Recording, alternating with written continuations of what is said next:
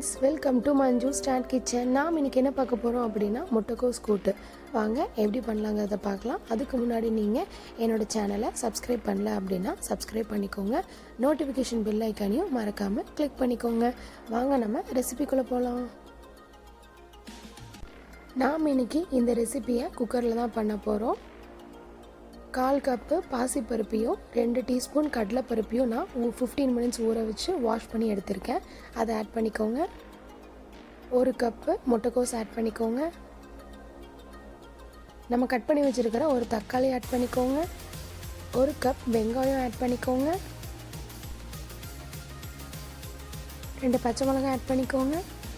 3 பல்லு பூண்டு ஆட் பண்ணிக்கோங்க. 1 துண்டு இஞ்சி ஆட் பண்ணிக்கோங்க. 1/4 டீஸ்பூன் மஞ்சள் ஆட் பண்ணிக்கோங்க. 1 டீஸ்பூன் கொத்தமல்லி ஆட் பண்ணிக்கோங்க. 1/2 டீஸ்பூன் மிளகாய் பொடி ஆட் பண்ணிக்கோங்க.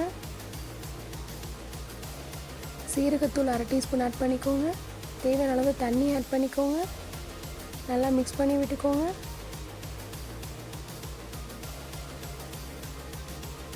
தண்ணி பத்தலைன்னா இன்னி கொஞ்சம் ஆட் பண்ணி நல்லா மிக்ஸ் பண்ணி விட்டுக்கோங்க.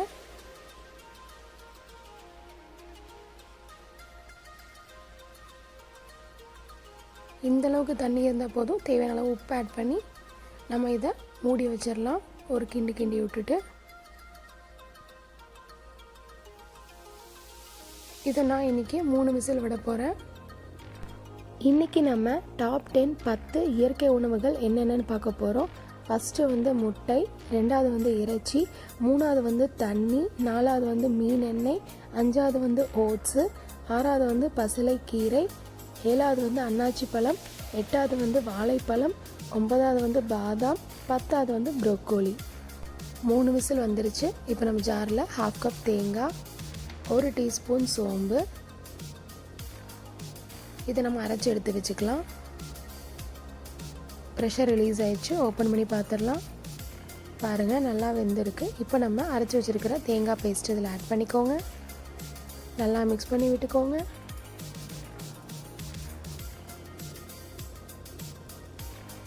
நல்லா கலந்து விட்டுட்டு ஒரு கொதி விட்டுறலாம்.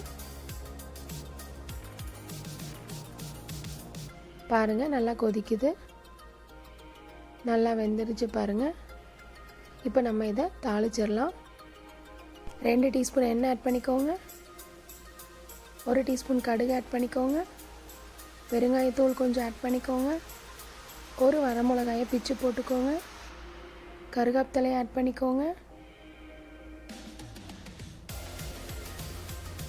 இப்போ நம்ம கூட்டில் கொஞ்சம் கொத்தமல்லி தழை ஆட் பண்ணிக்கோங்க. இப்போ நம்ம தாளிச்சதை இதில் ஆட் பண்ணிக்கலாம். அவ்வளோதான், நம்மளோட சுவையான முட்டைக்கோஸ் கூட்டு ரெடி. மருந்தும் உணவும் ஒன்றே. இந்த ரெசிபி உங்களுக்கு பிடிச்சிருந்தால் லைக் பண்ணுங்கள், ஷேர் பண்ணுங்கள். Untitled கிச்சனை சப்ஸ்கிரைப் பண்ணுங்கள். என்னோடய அப்கமிங் வீடியோஸை நீங்கள் ஃபஸ்ட்டாக பார்க்கணும் அப்படின்னா நோட்டிஃபிகேஷன் பெல் ஐக்கானை மறக்காமல் கிளிக் பண்ணிவிடுங்க. நான் இன்னொரு ரெசிபியோட உங்களை நெக்ஸ்ட் வீடியோவில் மீட் பண்ணுறேன். டாட்டா, பாய்.